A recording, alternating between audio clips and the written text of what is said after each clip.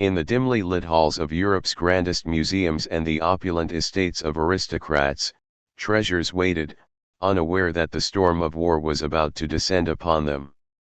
The year was 1933, and a young Adolf Hitler had ascended to power in Germany, promising to restore national pride and conquer enemies both near and far. But beneath the veneer of political rhetoric lay an obsession that few outside the inner circle fully understood: Hitler's insatiable hunger for wealth, power, and artistic grandeur. He envisioned a Third Reich that would dominate Europe not only militarily but culturally, a regime that would absorb the finest art, gold, and artifacts as trophies of conquest. For Hitler and his close allies, the treasures of Europe were not merely valuables, they were symbols of supremacy, to be claimed, catalogued, and displayed as evidence of a new world order. From the moment German troops began marching into neighboring countries, the machinery of looting kicked into action. Banks, private estates, churches, and museums were systematically stripped. Units like the Einsatzstab Rosenberg, an SS task force specifically designed to confiscate cultural property, moved with chilling precision. Artworks were meticulously documented, crated, and transported to Germany. Gold and jewels were seized from banks, often at gunpoint, and sent to secret vaults, where they would finance the Nazi war machine. Every stolen artifact, whether a Rembrandt painting or a gold chalice, was more than just a possession, it was a statement that the Reich now controlled the cultural and economic heart of Europe. In Paris, the world's art capital, the Nazis orchestrated one of their most audacious thefts. Entire museum collections, private galleries, and even the famed Rothschild estates were ransacked.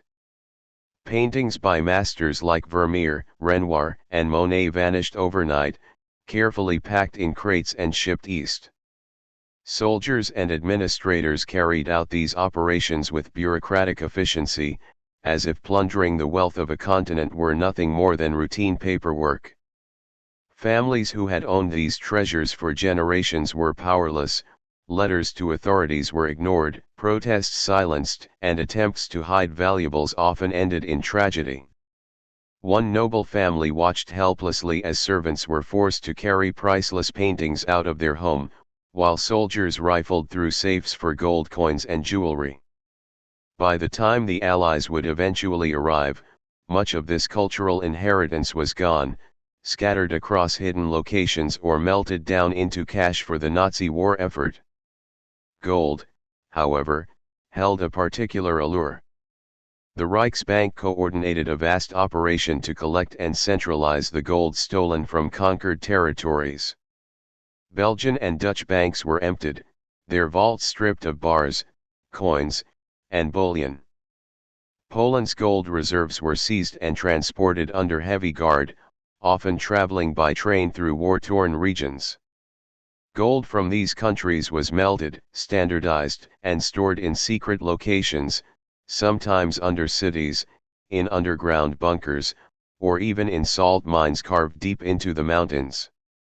The meticulous organization of this theft revealed a chilling duality in the Nazi operation: it was both a matter of immediate military necessity and a long-term investment in a future empire, one that would be funded by the blood and wealth of conquered nations. Beyond monetary gain, Hitler's personal obsession with art created an even more elaborate web of theft. He had grand plans to construct the Führer Museum in Linz, Austria, where the finest art in the world would be displayed as a monument to Nazi vision and taste. To fill its halls, teams of experts scoured Europe for masterpieces. Entire collections from Jewish families, wealthy industrialists, and institutions were confiscated. Sometimes, the theft was disguised as protective custody, claiming that the Reich was rescuing art from war zones, while in reality, it was being loaded onto trucks and sent to depots in Germany and Austria.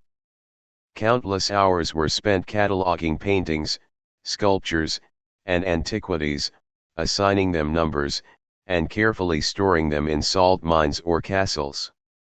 The level of bureaucratic organization was staggering, almost clinical, as if human creativity and cultural heritage were merely inventory items to be recorded, shipped, and stored for a regime that believed itself above history. The so-called Monuments Men, a group of Allied officers who would later work to recover these treasures, could scarcely imagine the scale of the operation when it began. By the time the Allies formally entered Europe, the Nazis had looted hundreds of thousands of cultural artifacts, millions of gold coins, and immeasurable wealth in jewelry and valuables. The operation was not random, it was deliberate and systematic. From Italy to the Netherlands, France to Poland, every move was pre-planned. Soldiers received lists of items to seize, and local collaborators were sometimes coerced into identifying treasures. The Nazis understood the value of not just gold or paintings, but symbolic power. To control culture, they believed, was to control nations themselves. And so, the theft was both practical and ideological, a declaration that all of Europe now belonged, in wealth and in heritage, to the Reich. Even religious institutions were not spared. Churches, synagogues, and monasteries became targets. Religious artifacts, ancient manuscripts, and ceremonial objects were confiscated, melted down, or shipped east. Monks and clergy tried desperately to hide these treasures, sometimes burying them in crypts or secret rooms, but the relentless efficiency of the Nazi machine often rendered these efforts futile. Stories of priests weeping as they watched sacred relics disappear became all too common. In some cases, entire libraries of rare books vanished, leaving behind only records of their existence. The scope of these thefts would later be understood as one of the largest organized cultural heists in history, rivaling anything in human memory. By the end of 1941, the Nazis had consolidated a staggering network of stolen wealth.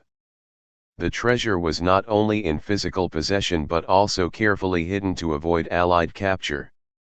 Salt mines in Austria and Germany became vast storage chambers, housing paintings, gold, coins, and precious objects. Castles, warehouses, and private estates were converted into depots for stolen property. Even the famed Amber Room, the Russian chamber decorated entirely in amber and gold, fell into Nazi hands, removed piece by piece and transported westward, disappearing into secrecy and legend. For Hitler and his associates, each stolen item was a symbol of victory, a tangible proof of dominance, and a step toward the empire they envisioned. And yet, even amidst these triumphs, there were cracks in the system. Some treasures were hidden too well, their locations forgotten in the chaos of war. Others were moved hastily as Allied forces advanced, vanishing into forests, lakes, and mountains. Not every item survived the brutality of conflict, some were destroyed, melted down, or lost. Despite meticulous records, the vast scale of theft, combined with the chaos of retreat, meant that countless treasures slipped through the cracks of history. The story of these stolen riches was far from over, even as the Nazis celebrated their acquisitions, the seeds of mystery and legend were already planted. It was only a matter of time before the war would end, the perpetrators would fall, and the world would begin the painstaking search for what had vanished into the shadows. The allure of missing treasure, stolen with such precision and yet scattered so mysteriously, captivated both the imagination of historians and the hearts of treasure hunters. What had been taken by force, catalogued with cold efficiency, and hidden behind walls of stone and secrecy, now awaited discovery. Each shipment, each salt mine, each castle cellar became a potential cache of unimaginable wealth. The story of Nazi treasures was just beginning. The meticulous thefts, the careful hiding, and the human drama behind every stolen object would echo through decades, shaping the narrative of World War II not just as a military conflict, but as a saga of greed, obsession, and the enduring mystery of what was lost and what might still be found. The war had swept across Europe like a hurricane, leaving destruction in its wake, but for the Nazis, destruction was only part of the mission. Where others saw rubble and chaos, they saw opportunity, a chance to seize the finest works of human creativity, to claim history itself as their own. The stolen treasures were not random, they were chosen with care, prized for their value, rarity, or symbolic significance. From the moment German forces occupied a city, specialized teams of officers and scholars began their careful search. Art galleries, private homes, and municipal museums were methodically catalogued, inventories compiled, and items carefully crated for transport. Among these looted possessions were works that today represent the pinnacle of European culture, and their theft remains one of the darkest chapters in the history of art. Paris, long the cultural heartbeat of Europe, became a central hub of Nazi art theft. Soldiers and bureaucrats combed through galleries, auction houses, and aristocratic estates with military precision. Paintings by Van Gogh, Cézanne, and Monet disappeared into the Reich, some sent to Berlin, others destined for Hitler's dream museum in Linz. One of the most audacious seizures involved the Jeu de Paume Museum, which was converted into a processing center for confiscated art. Here, every piece was examined, documented, and assigned a value before being sent on its journey across occupied Europe. Owners often had no warning, no chance of negotiation, masterpieces vanished overnight, leaving nothing but silence and the faint echo of history lost. The infamous Amber Room, however, was in a league of its own. Originally constructed in Prussia and later moved to Russia's Catherine Palace, it was a chamber entirely covered in amber panels, gold leaf, and mirrors. The Nazis dismantled it in 1941, carefully numbering each piece and shipping it westward. It has never been recovered, and its disappearance has fueled endless speculation. Some historians claim it rests in a forgotten salt mine, others believe it was destroyed during bombing raids. Regardless, the Amber Room became emblematic of the Nazis' obsession not just with wealth but with cultural dominance. To possess it was to control the story of a nation, to own a legend that stretched across centuries. Beyond art and amber, the Nazis also pursued religious relics and ceremonial treasures. Churches and synagogues were raided, gold chalices, ancient manuscripts, and sacred artifacts were confiscated, and priceless items vanished into secret bunkers. In Italy, the Vatican's proximity did not prevent thefts. Many artifacts were moved to German-controlled areas under the guise of protection, while in reality, they became part of a vast hidden network. Precious jewels, intricate crosses, and ancient scrolls were catalogued and crated alongside paintings, their disappearance leaving voids in collections that have yet to be reconciled. The loss was both material and symbolic. It was a violation not just of property, but of heritage and faith. Jewelry and personal valuables held a special allure for Nazi leaders. Hermann Göring, second only to Hitler, amassed an immense personal collection. He acquired gemstones, necklaces, and rare coins, often using intimidation or threats to secure them. Looted from Jewish families, wealthy industrialists, and even other officers, his collection became legendary. Göring's obsession with luxury items was more than vanity, it was a statement of power. Every diamond or rare coin symbolized conquest, a tangible proof of dominance over those who had once wielded influence. Stories of families forced to surrender heirlooms, watched over by armed guards, became common across occupied Europe. The personal anguish mirrored the systematic brutality of the Nazis, blending greed with terror in a way that still shocks historians today. Some treasures, like famous paintings, were not simply transported but hidden with care. The Nazis developed an intricate network of storage locations. Salt mines, deep in the Austrian Alps, served as massive underground warehouses, where entire collections could be kept in stable temperatures and away from the reach of Allied bombers. Castles in Bavaria and remote estates became repositories for smaller collections, while specially designed bunkers in Berlin held the most prized pieces. Every crate was labeled, documented, and logged, yet despite this care, the chaos of war ensured that many of these items would vanish into obscurity. Some were moved multiple times to evade advancing Allied forces, leading to the disappearance of countless masterpieces whose fate remains a mystery even today. Among the looted treasures were entire archives and libraries. Ancient manuscripts, maps, and historical documents were taken from institutions in France, Poland, and the Low Countries.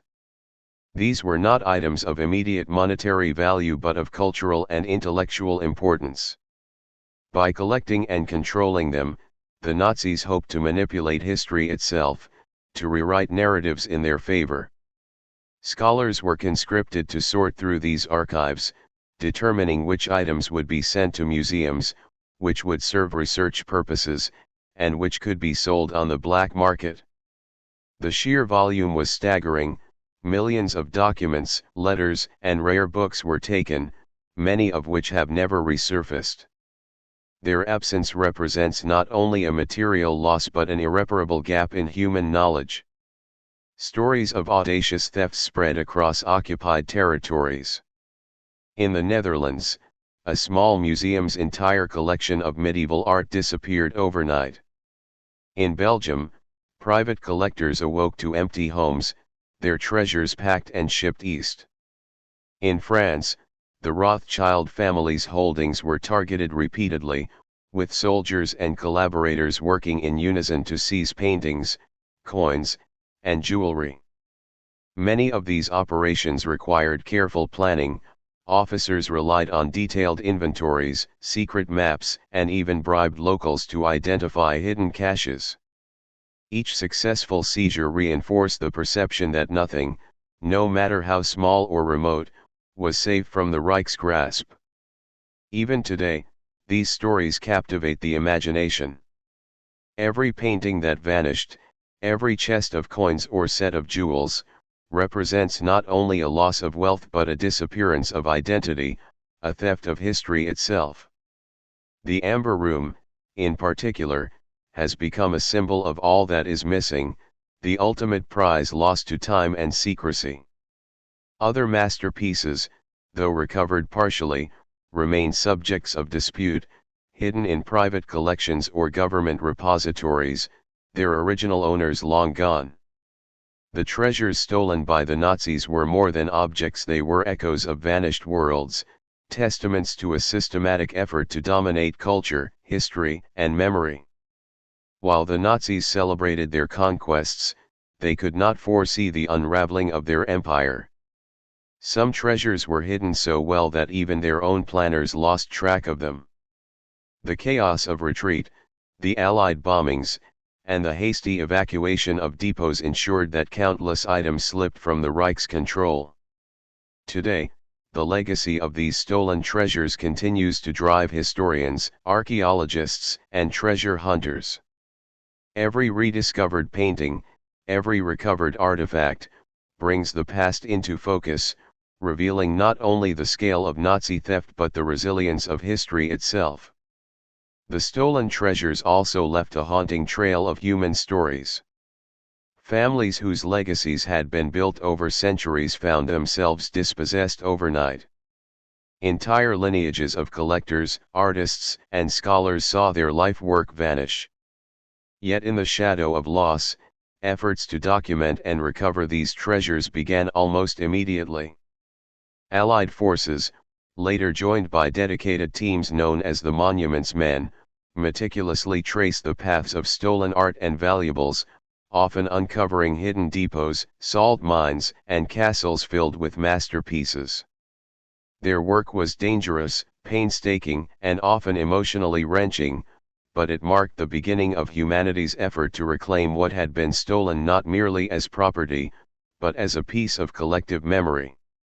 The story of these stolen treasures is a saga of obsession, greed, and brilliance turned toward destruction.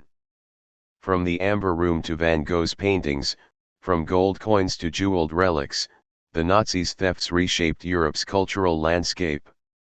Many of these items remain missing, hidden in bunkers, mines, and private collections, or perhaps destroyed in the chaos of war. Yet their legend endures, inspiring modern treasure hunters, historians, and filmmakers. The stolen treasures remind us that history is fragile, that beauty and knowledge can be taken, and that the human impulse to preserve and reclaim is as strong as the force that sought to destroy it. By the time the war reached its height, the treasures looted by the Nazis had become both a prize and a burden. What had been meticulously catalogued and stored with military precision now faced the unpredictable forces of retreat, bombing, and advancing armies. As Allied forces pushed into occupied territories, the Nazis faced a dilemma: how to safeguard these vast quantities of art, gold, and valuables while maintaining their faltering military lines. It was a race against time, one that combined strategy, desperation, and the same obsession that had driven their initial plunder. Every day, treasures were moved, buried, or concealed, often with no hope of ever seeing them again. The chaos of war transformed Europe into a labyrinth of hidden riches, a puzzle whose pieces were scattered across mountains, lakes, forests, and cities. The German army used every imaginable method to secure their stolen wealth. Salt mines in Austria and southern Germany, originally chosen for their stable temperature and isolation, became enormous storage facilities. Entire floors of these subterranean caverns were filled with crates of paintings, sculptures, gold bullion, and jewelry. Soldiers guarded them day and night, and yet, as the Allies advanced, orders were given to relocate these treasures, sometimes multiple times, to prevent capture.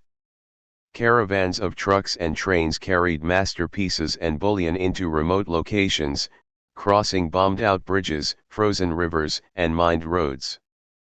Each move increased the risk of loss. Some shipments were intercepted, others disappeared into forests, and still others fell victim to accidents or neglect. One of the most enduring legends of this period is the Nazi gold train. Supposedly loaded with vast amounts of gold, artwork, and valuables, this train vanished somewhere in the mountainous regions of Poland as the German forces retreated in 1945. Accounts of its contents vary wildly, with some claiming it held tons of gold and priceless artifacts. Despite decades of searches, the train has never been definitively located. It became a symbol of the chaos and secrecy that characterized the final months of the Third Reich, treasures meticulously accumulated, only to vanish without a trace in the disarray of defeat. The seas themselves became graveyards for lost wealth. German ships carrying treasures were often sunk to prevent capture, sometimes by Allied attacks, sometimes deliberately scuttled by their own crews.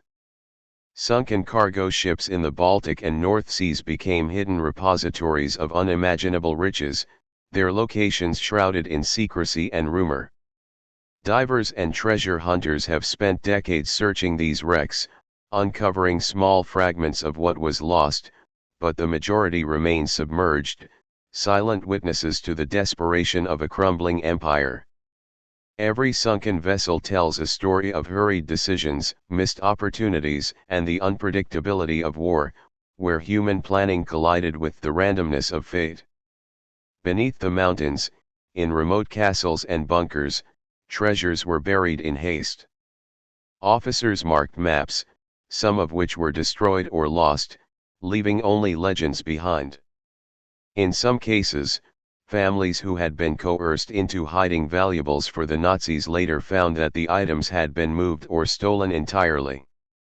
Reports of hidden caches in wooded valleys, abandoned mines, and secret chambers proliferated, many unverified, feeding the imaginations of those who came after.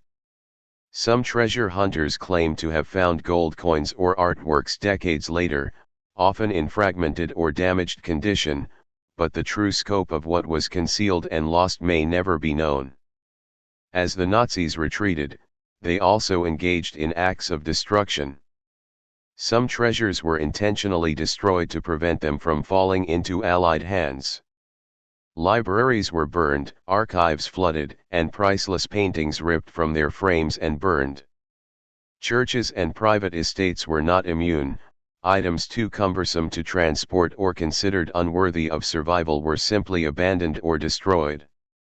The combination of hurried concealment, deliberate destruction, and wartime chaos meant that a significant portion of looted treasures disappeared entirely, leaving only tantalizing clues in historical records.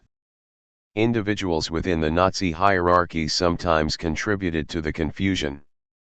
Competing factions, personal greed, and paranoia meant that some treasures were hidden in secret, inaccessible even to other officers. Göring, Himmler, and other leaders maintained personal stashes, often moving items multiple times to secure them from rivals. In some cases, their own records were incomplete or misleading, creating a web of misinformation that has confounded researchers for decades. Personal ambition intersected with state machinery, leaving a trail of hidden riches whose locations were known only to a few and often lost in the chaos of the final months of the war. The role of geography in hiding treasures cannot be overstated. Mountains, forests, and lakes provided natural concealment, and the Nazis exploited these landscapes expertly. Mines were expanded to store crates of valuables, frozen lakes became burial sites for gold, deep forested valleys served as temporary holding areas. Even with meticulous planning, the unpredictability of war meant that some treasures were lost forever. Flooding, landslides, and bombings altered the terrain, making retrieval impossible. Each hidden cache became a historical time capsule, preserving treasures that might never be recovered and perpetuating the mystery of the Nazi plunder. The human dimension of this chaos was equally dramatic. Soldiers and local collaborators who moved the treasures often faced extreme stress, fear, and moral dilemmas. Some abandoned shipments to save themselves, others stole items for personal gain. Stories from this period describe convoys diverted to secret paths, crates dumped in fields, and trucks abandoned by retreating units. In many cases, locals discovered hidden treasures, but were either too afraid to report them or lacked the means to secure them. Each lost shipment represents a decision, an accident, or a miscalculation that contributed to the enduring enigma of what remains hidden today. By the time Germany surrendered in 1945, the continent was littered with the remnants of looted wealth. Some treasures were recovered by the Allies almost immediately, often through painstaking searches of warehouses, mines, and private estates. Others were discovered only decades later, uncovered by accident, speculation, or modern technology. But the majority of hidden riches remain unaccounted for, dispersed across Europe and beyond, leaving historians, archaeologists, and treasure hunters to wonder what still lies concealed.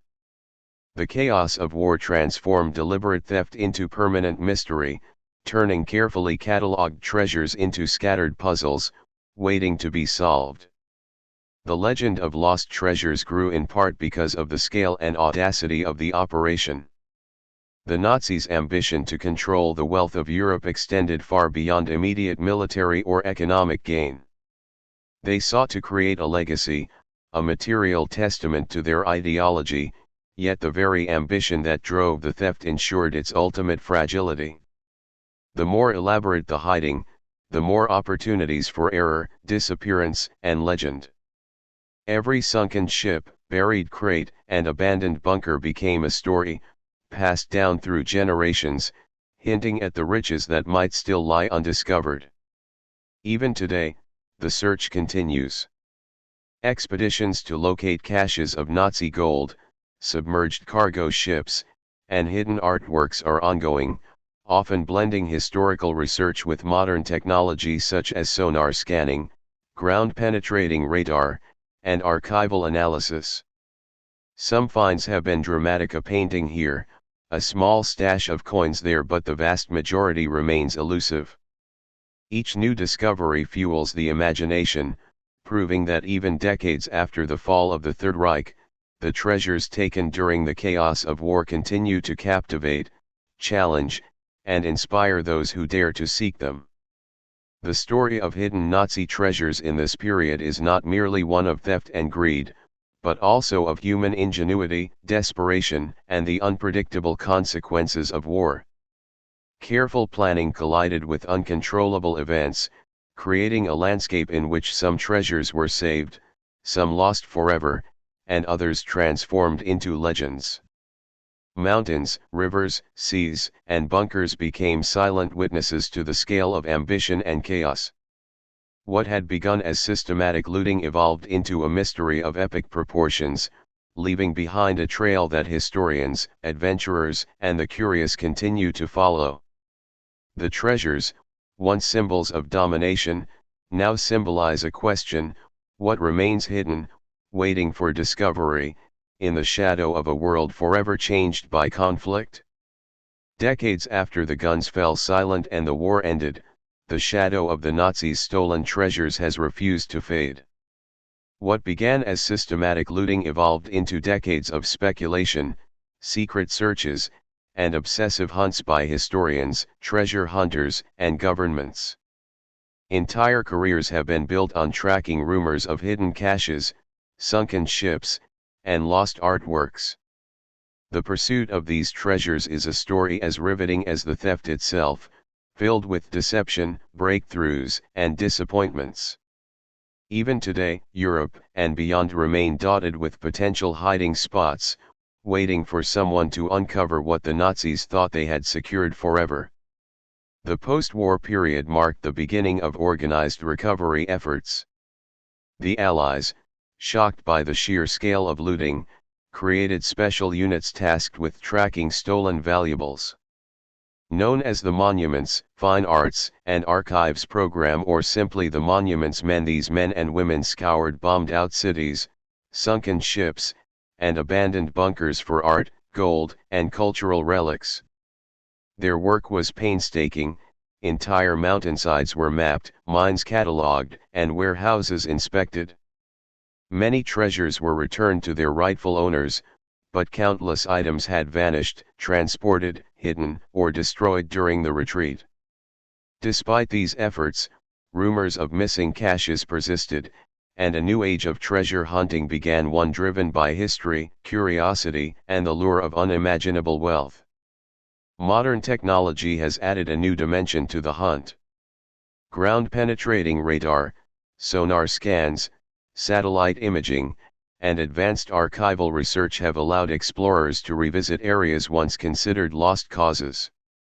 Sunken ships are now identified through sonar and remotely operated submersibles, revealing cargo holds that may contain gold, silver, or priceless art.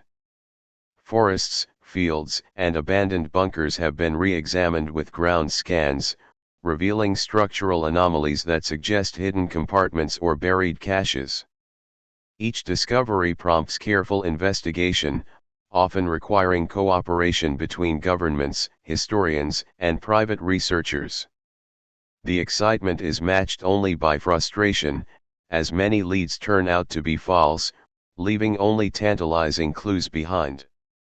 Among the most enduring mysteries is the fate of the Amber Room. Thought to have been dismantled and transported west by the Nazis, it vanished without a trace during the final stages of the war. Countless searches, both in Europe and Russia, have attempted to locate its panels, yet none have succeeded.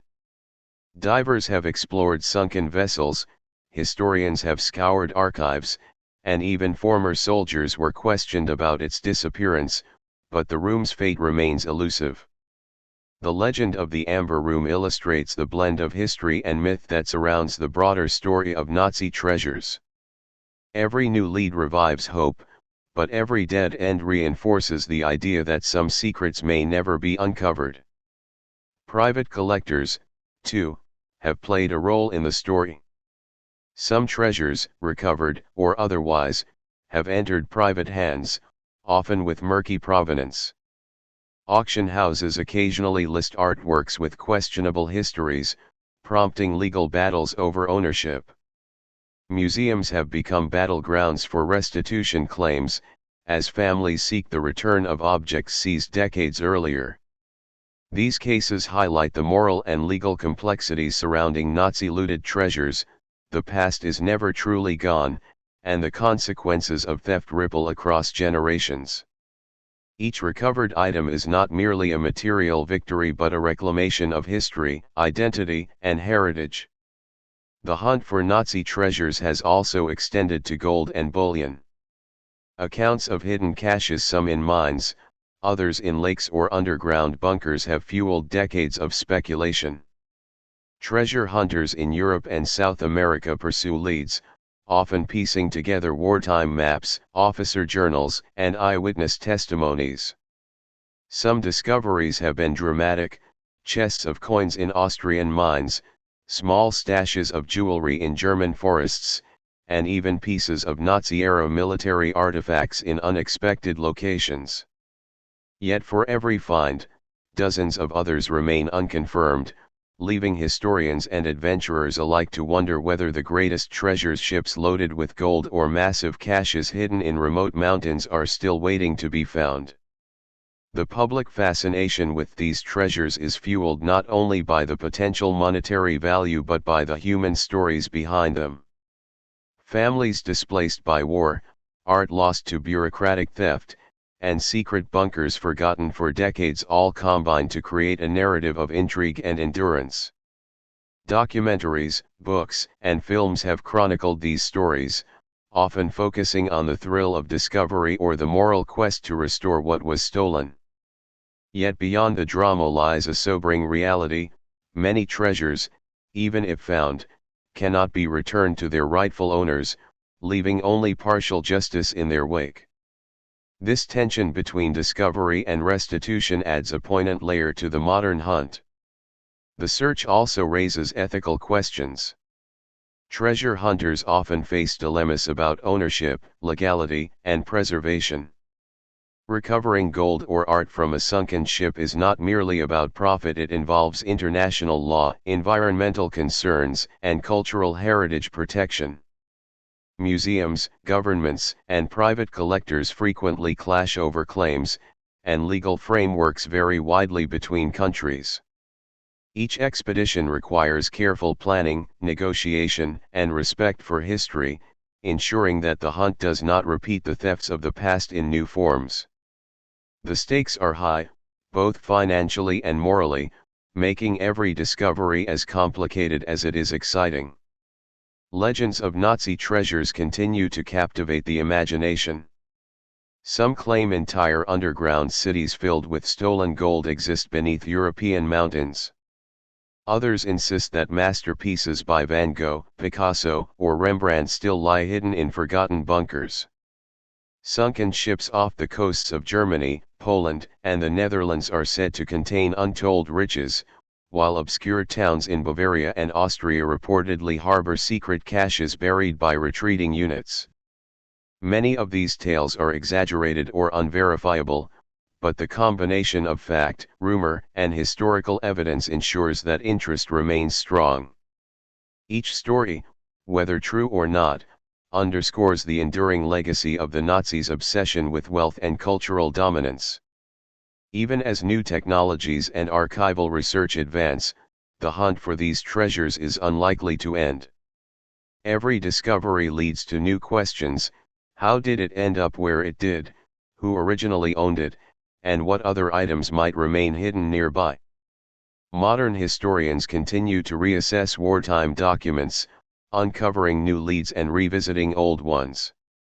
Digital archives, declassified intelligence files, and private letters offer tantalizing clues that were previously inaccessible. This ongoing detective work demonstrates that history is not static. The past continues to unfold as long as someone is willing to search, investigate, and piece together fragments of truth. The story of missing Nazi treasures is thus far from over.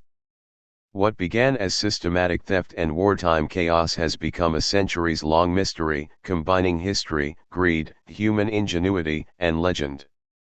Treasures hidden in forests, lakes, mines, and sunken ships remain waiting, whispering the stories of a world that once tried to control history itself.